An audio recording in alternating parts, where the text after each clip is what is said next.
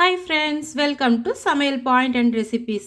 நம்ம இன்றைக்கி ரவா உப்புமா செய்ய போகிறோம். நீங்களும் இது மாதிரியே ட்ரை பண்ணி பாருங்கள். வீடியோவை ஸ்கிப் பண்ணாதீங்க, அவ்வளோ டேஸ்ட்டாக நல்லாயிருக்கும். இப்போ வாங்க நம்ம வீடியோக்குள்ளே போகலாம்.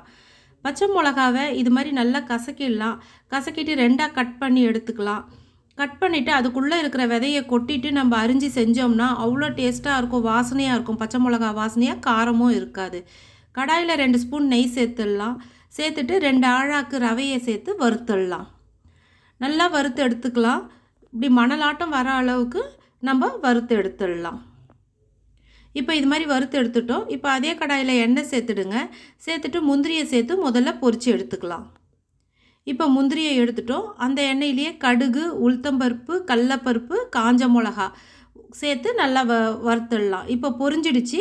இப்போ அதுலேயே சின்ன வெங்காயம் நான் 2 அரிஞ்சு சேர்த்து வதக்குறேன். இது மாதிரி செஞ்சோம்னாக்கா சாப்பிட சொல்ல நம்மளுக்கு அவ்வளோ டேஸ்ட்டாக இருக்கும். வெங்காயம் வாயில் ஆப்பிடுச்சுன்னா கருவேப்பிலை சேர்த்துக்கலாம். கண்ணாடி பதத்துக்கு வதங்கினா போதும், ரொம்ப வதங்க வேணாம். இப்போ நல்லா வதங்கி வந்துடுச்சு. இப்போ இதில் நம்ம பச்சை மிளகாவை சேர்த்துடலாம்.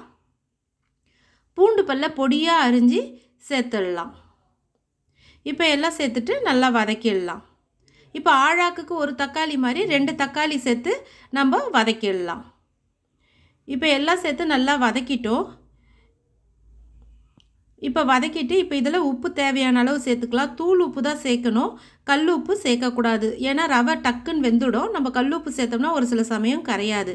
பக்கத்தடுப்பில் 2 ஆழாக்குக்கு 4 ஆழாக்கு தண்ணி வச்சுருக்கோம், கொதிச்சிச்சு. இப்போ அதை எடுத்து நம்ம சேர்த்துடலாம். இப்போ எல்லாம் நல்லா கொதி வந்துடுச்சு. இப்போ வறுத்து வச்சு இந்த ரவையை சேர்த்து ஒரு பக்கம் கொட்டிகிட்டே இது மாதிரி ஒரு பக்கம் கலரணும். அப்போ தான் கட்டியெல்லாம் இல்லாமல் நம்மளுக்கு ஸ்மூத்தாக இருக்கும், நல்லாயிருக்கும். இப்போ இது மாதிரி நல்லா கலந்து விட்டுட்டோம். இப்போ இதை நம்ம ஒரு தட்டு போட்டு மூடி ஒரு 10 நிமிஷம் சிம்மில் வச்சு வேக வச்சு எடுத்துக்கலாம். இப்போ இது பாருங்கள், நல்லா வெந்து வந்துடுச்சு. இப்போ நம்மளுக்கு இப்போ இதை நல்லா கலந்துடலாம். கலந்துட்டு முந்திரி பருப்பையும் கொத்தமல்லியும் தூவி கலந்து நிறுத்திடலாம். டேஸ்டியான ரவா உப்புமா நம்மளுக்கு ரெடி ஆகிடுச்சு. நீங்கள் இது மாதிரி ட்ரை பண்ணி பாருங்கள், செஞ்சு கொடுத்து பாருங்கள். வீட்டில் இருக்கிறவங்கெல்லாம் அவ்வளோ இஷ்டமாக சாப்பிடுவாங்க. நம்மளுக்கு மிச்சமே மீறாது. ட்ரை பண்ணிவிட்டு எனக்கு கமெண்ட்டில் சொல்லுங்கள் எப்படி வந்ததுன்னு. இன்னொரு வீடியோவில் உங்களை சந்திக்கும் வரை உங்களிடமிருந்து விடைபெறுவது சங்கீதா.